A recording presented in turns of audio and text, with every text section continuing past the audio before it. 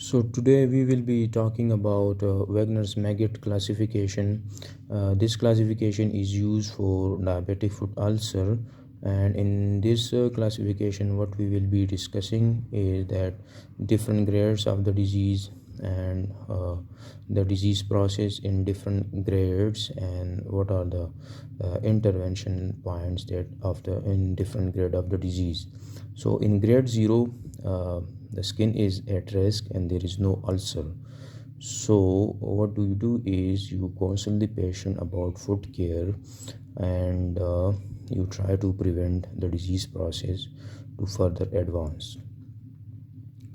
In grade 1, there is just a superficial ulcer, that is the disease has advanced, and what you want to do or you will be doing is to have a good glycemic control of the patient.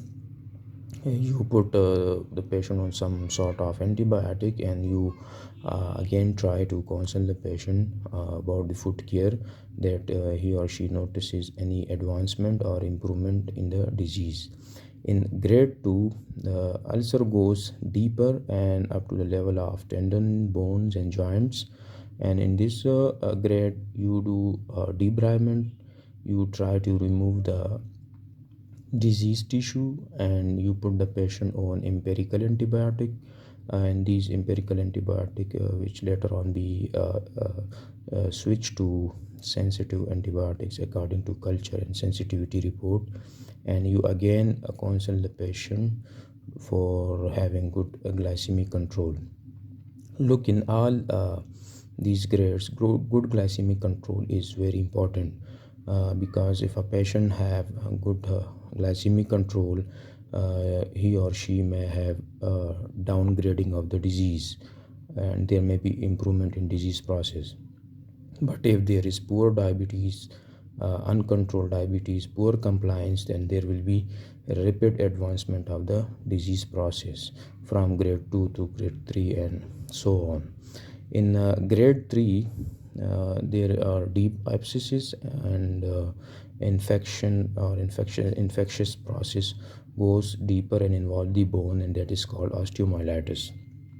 Once this grade has been reached, and there you do a wide debridement and some form of amputation. It's important to try to limit the further advancement of osteomyelitis. In grade 4, the toes and forefoot become gangrene, and you do wide debridement and amputation. And amputation in this stage or grade of the disease depend on the extent of the gangrene. So there may be toe gangrene, toe may be removed and may be amputated, reamputation, metatarsal, transmetatarsal, forefoot amputation. So it depends on the extent of the gangrenous tissue. And in grade 5, which is the most advanced stage of grade of the disease, what happens that the whole foot become gangrenous, and what you do is that you counsel the patient about the below knee amputation. You take an informed consent and you do below the knee amputation. So this was all about the Wagner maggots classification.